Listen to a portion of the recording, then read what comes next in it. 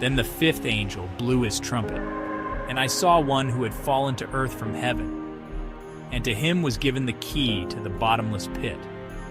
When he opened it, smoke poured out as though from some huge furnace, and the sun and air were darkened by the smoke.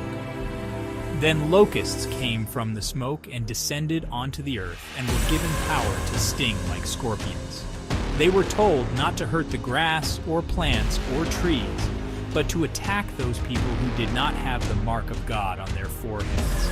They were not to kill them, but to torture them for 5 months with agony, like the pain of scorpion stings. In those days, men will try to kill themselves, but won't be able to. Death will not come. They will long to die, but death will flee away.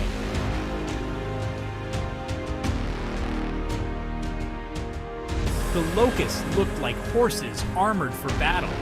They had what looked like golden crowns on their heads, and their faces looked like men's.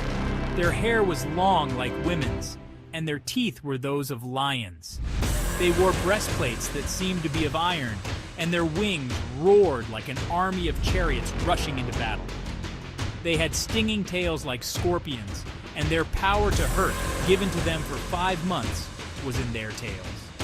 Their king is the prince of the bottomless pit, whose name in Hebrew is Abaddon, and in Greek, Apollyon, and in English, the Destroyer. One terror now ends, but there are 2 more coming.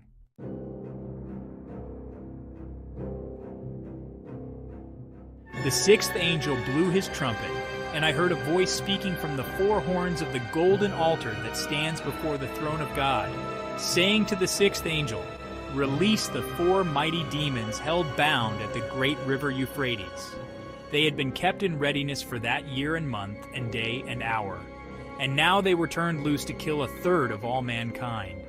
They led an army of 200 million warriors. I heard an announcement of how many there were. I saw their horses spread out before me in my vision. Their riders wore fiery red breastplates, though some were sky blue and others yellow. The horses' heads looked much like lions, and smoke and fire and flaming sulfur billowed from their mouths, killing 1/3 of all mankind. Their power of death was not only in their mouths, but in their tails as well, for their tails were similar to serpents' heads that struck and bit with fatal wounds.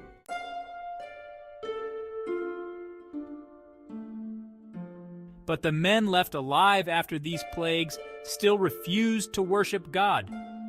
They would not renounce their demon worship, nor their idols made of gold and silver, brass, stone, and wood, which neither see nor hear nor walk. Neither did they change their mind and attitude about all their murders and witchcraft, their immortality and theft,